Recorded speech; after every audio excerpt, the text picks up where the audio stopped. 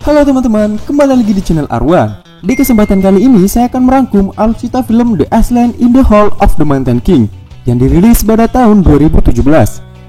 Film ini disutradarai oleh Miguel Bryan-Stamos dan juga dibintangi oleh John Egger sebagai Ebsen, Ellie Herboy sebagai Putri Christine, Alan Hide sebagai Peran Fredrik, Mads Jogger Pitsen sebagai Per, Alice Holman Sorenson sebagai Paul, dan masih banyak yang lainnya.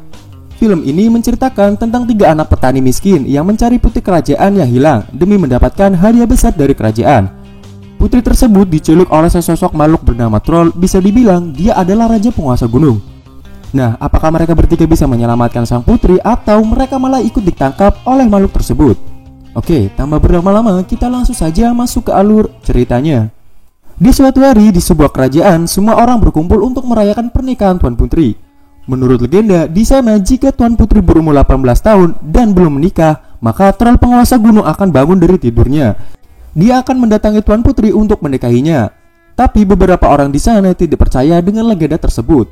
Begitu pula dengan Tuan Putri yang bernama Christine. Tak lama datanglah Pangeran Fredrik berniat untuk menikahi Tuan Putri. Di malam harinya, Fredrik bercerita kehebatan dan kekuasaan yang ia miliki di hadapan orang tua Christine.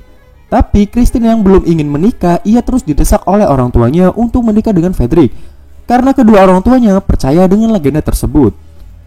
Karena hal itulah Putri Christine memilih untuk kabur menggunakan kudanya ke hutan. Di tengah hutan ada seorang pemuda bernama Espen. Ia adalah anak petani miskin yang sedang disuruh ayahnya untuk belanja sayuran.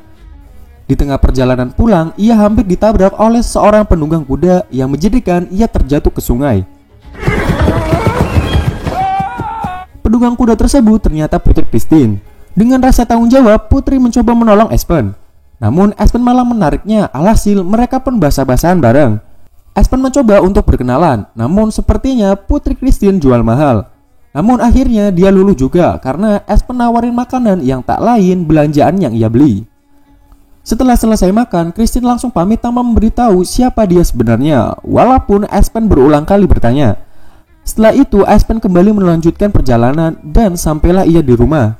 Di sana, Espen berpura-pura seakan ia terjatuh dan semua sayurannya yang ia beli hanyut ke bawah air. Tapi ayahnya tidak percaya, begitu pula dengan kedua kakaknya yang bernama Per dan Paul. Karena tidak ada makanan, alhasil kedua kakaknya dan ayahnya pergi untuk berburu, dan Espen disuruh untuk menjaga rumah. Di malam harinya, Espen merasakan seperti getaran dari makhluk besar hingga semua perabotan di rumahnya bergetar. Ia meyakini bahwa makhluk legenda troll sedang lewat dekat rumahnya. Namun dengan konyolnya, ia malah berimajinasi sedang menghadapi makhluk itu dengan tongkat cerobong api di rumahnya. Tanpa ia sadari, percikan api itu jatuh tepat di atas kain. Karena rumah Espen terbuat dari kayu, alhasil api pun dengan cepat merembet ke semua sudut rumah. Keesokan harinya, ayahnya yang baru datang berburu dikagetkan dengan rumahnya yang sudah hangus semua. Bahkan foto satu-satunya peninggalan istrinya juga ikut hangus. Tak lama datanglah rombongan Pangeran Fredrik yang sedang mencari Putri Christine. Ia menanyakan dan menjelaskan ciri-ciri sedetail mungkin dari Putri Christine. Ayah dan kakaknya tidak tahu tentang ciri-ciri yang dijelaskan oleh Fredrik. Espen baru menyadari bahwa yang ditemuinya kemarin itu adalah Tuan Putri. Namun Espen tidak ngasih tahu kepada Fredrik. Lalu salah satu ajudan kerajaan menjelaskan bahwa barang siapa yang berhasil menemukan Tuan Putri akan mendapatkan hadiah yang besar. Setelah itu, rombongan Fredrik pun melanjutkan perjalanan pencariannya. Kesempatan itu tentu tak disia-siakan oleh ayahnya. Ia mempercayai Per dan Paul untuk mencari Tuan Putri agar ia bisa membangun rumah dan menjalani hidup normal kembali. Sedangkan Espen kini kesabaran ayahnya tidak bisa ditahan lagi. Ayahnya mau nyuruh pergi dan jangan menampakkan diri lagi. Kemudian Espen menyusul kedua kakaknya dan ikut mencari sang Tuan Putri. Di tengah rimbunan hutan, mereka mendengar suara aneh yang meminta tolong. Paul dan Per tetap melanjutkan perjalanan, sedangkan Espen pergi ke sumber suara tersebut. Ternyata suara itu berasal dari sosok penyihir yang hidungnya nancap ke batang pohon. Espen pun dengan senang hati membantunya. Si penyihir bertanya, apa yang kamu lakukan di tengah hutan seperti ini? Espen pun menjawab bahwa dia sedang mencari Tuan Putri. Namun si penyihir bilang kalau Tuan Putri sudah diculik oleh makhluk raksasa penguasa gunung. Jadi ternyata semalam itu Putri Christine sudah ditangkap oleh makhluk tersebut. Hanya ada satu benda yang dapat melukai kulit keras raksasa tersebut, yaitu sebuah pedang yang bernama Veigar. Namun pedang tersebut berada di sebuah rawa angker yang telah hilang sejak lama. Karena sudah ditolong, si penyihir memberi sebuah peta ajaib yang dapat menunjukkan semua tempat yang ingin Espen tuju, dengan cara memintanya kepada peta tersebut. Karena sudah mengetahui tempatnya, kini Espen melanjutkan perjalanannya. Di tengah jalan, Espen menemukan kunci rambut milik Putri Christine. Tanpa Espen sadari, ia berdiri tepat di bekas telapak kaki raksasa tersebut. Sementara itu, di kerajaan, satu prajurit melapor bahwa ia menemukan kuda milik Tuan Putri dan juga satu gigi yang cukup besar. Di situ ayahnya yakin kalau putrinya telah dicuri oleh troll penguasa gunung. Kembali lagi ke hutan, Paul dan Per tiba-tiba menemukan satu keranjang apel emas. Mereka pun memakannya dengan lahap. Namun entah dari mana tiba-tiba muncul gadis-gadis cantik yang datang menemani. Mereka pun merasa senang dan mengikuti ajakan gadis tersebut. Secara bersamaan, Espen yang melihat kakaknya di bawah gadis-gadis cantik, ia pun mengikutinya dan menemukan sebuah apel emas di depan pintu goa.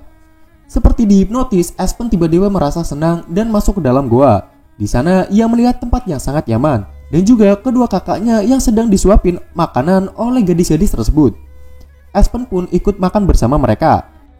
Tak selang beberapa lama, ia terkejut melihat makanan yang tadinya enak berubah menjadi belatung-belatung yang menjijikan. Ternyata pengaruh halusinasi dari apel sihir sudah mulai pudar. Espen pun berpura-pura memakan apel emas tersebut yang diberi oleh salah satu gadis yang ternyata berwajah menyeramkan. Ternyata gadis tersebut adalah penyihir jahat penghuni gunung.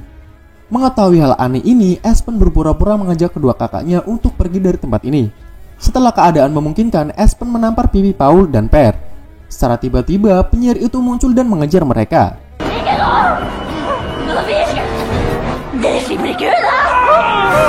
Untungnya mereka berhasil lolos tepat saat penyihir itu menutup pintu goa.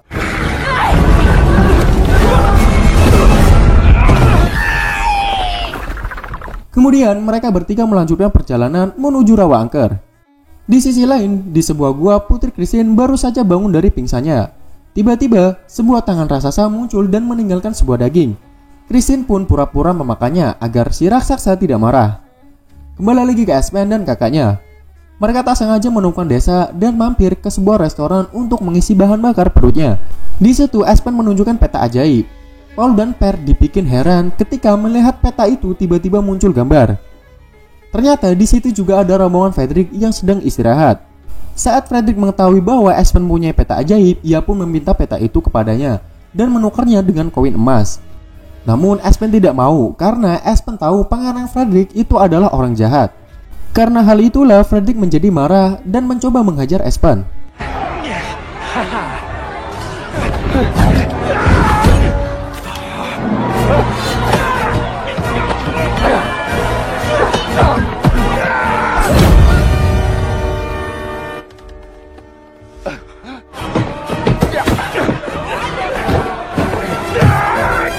Setelah terjadi keributan yang cukup panjang, akhirnya mereka bertiga berhasil meloloskan diri. Namun ternyata pasukan Frederick masih tetap mengejar mereka.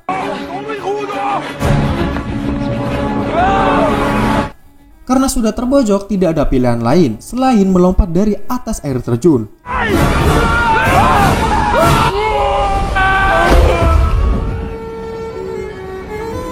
Mereka pun melanjutkan perjalanan hingga mereka sampai di hutan lembab, di mana ada papan yang tertulis dilarang masuk, ini area berbahaya. Tapi sesuai petunjuk peta, mereka pun tetap masuk hingga sampai ke sebuah rawa yang cukup menyeramkan dan berkabut. Karena kabut terlalu tebal, menjadikan Espen terpisah dengan Paul dan Per. Apesnya di sana mereka bertemu dengan pasukan Frederick. Secara bersamaan, Espen pun berhasil menemukan pedang yang dimaksud. Singkat cerita, tertangkaplah kedua kakak Espen dan diikat. Tak lama kemudian, Espen pun ikut tertangkap hingga ia diikat bersama kakak-kakaknya. Dengan peta ajaib yang telah menunjukkan lokasi Christine, rombongan Frederick pun mulai menyusuri jalan. Hingga malam pun tiba dan mereka membuat api unggun untuk memasak makanan. Tapi tiba-tiba terdengar suara gemuruh hingga tanah pun bergetar. Suara geraman itu semakin kencang hingga datanglah troll penguasa gunung. Semua orang berhasil lolos, tapi tidak dengan Paul dan Frederick yang harus tertangkap oleh sang raksasa dan dibawa ke sarangnya. Dengan begitu, Frederick bertemu lagi dengan Christine. Namun karena banyak bicara menyombongkan diri, alhasil ia diketok palanya oleh Putri Christine. Pada akhirnya Christine berkenalan dengan kakaknya Aspen. Nah, dari situlah Christine menjadi tahu bahwa Aspen sedang dalam perjalanan untuk menyelamatkan dirinya. Kita kembali ke Aspen. Setelah lama mencari, akhirnya ia menemukan pedang Veigar miliknya dan melanjutkan perjalanan dengan Per. Tak lama mencari, Aspen dan kakaknya menemukan goa. Semakin masuk ke dalam, ternyata terdapat ruangan sangat besar. Kemungkinan besar ini adalah sarang milik raksasa itu. Mereka pun kembali menyusuri dengan hati-hati. Hingga tiba-tiba Aspen hampir terjatuh ke dalam lubang yang ternyata di bawahnya ada Putri Christine dan Paul. Dengan begitu, Aspen pun menyelamatkan mereka. Tak lupa juga dengan Frederick. Saat mereka mencari jalan keluar, tiba-tiba mereka melihat raksasa penguasa gunung yang sedang tertidur pulas. Mereka pun harus berhati-hati karena berulang kali ekor sang raksasa menghalangi jalan.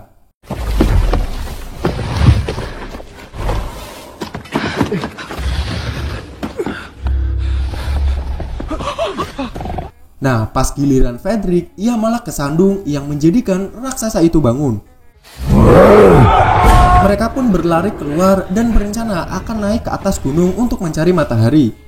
Jadi ternyata bila sang raksasa terkena sinar matahari, maka ia akan menjadi batu. Kemudian sang raksasa pun terus mengejar mereka. Namun saat sampai di puncak, sinar matahari ternyata belum muncul. Padahal sang raksasa sudah sampai di atas. Aspen pun mencoba melawan dengan melukai kaki raksasa dengan pedang Veigar. Raksasa itu pun menghantam Aspen hingga pedangnya terjatuh. Troll raksasa semakin mendekat. Christine mencoba mengulur waktu, tapi semua tidak berhasil. Dan saat troll raksasa akan menyerang, tiba-tiba secara bersamaan matahari terbit yang menjadikan raksasa itu berubah menjadi batu.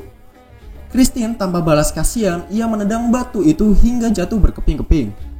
Di sisi lain, Frederick ternyata memisahkan diri saat Aspen dan kawan-kawan naik ke atas gunung. Di sana, ia bertemu dengan penyihir dan menanyakan arah menuju ke istana. Penyihir itu pun menunjuk ke sebuah arah, tapi setelah itu ia tertawa seolah sedang menipu Frederick.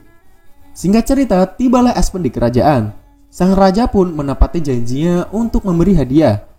Kemudian mereka pun kembali ke rumahnya. Namun Aspen tak berani mendekat karena terakhir kali ia telah diusir oleh ayahnya yang sedang emosi. Namun ternyata ayahnya memeluk Aspen dan meminta maaf kepadanya. Aspen menyerahkan hadiah dari sang raja kepada ayahnya. Kemudian kedua kakaknya menceritakan bahwa Aspen lah yang telah menyelamatkan sang putri. Di situ sang ayah semakin sedih dan bangga kepadanya. Beberapa hari kemudian Putri Christine datang saat Aspen sedang membantu membuat rumah. Tanpa waktu lama, Aspen berpamitan dan jalan berdua dengan penuh rasa bahagia. Film diakhiri di mana Frederick bertemu dengan gadis jadi-jadian itu dan mereka membawanya untuk bersenang-senang. Dan film pun selesai. Oke, terima kasih yang sudah menonton video ini. Jangan lupa untuk kritik dan sarannya agar channel ini bisa berkembang lagi ke depannya. Oke, terima kasih. Saya pamit. Peace out. Me.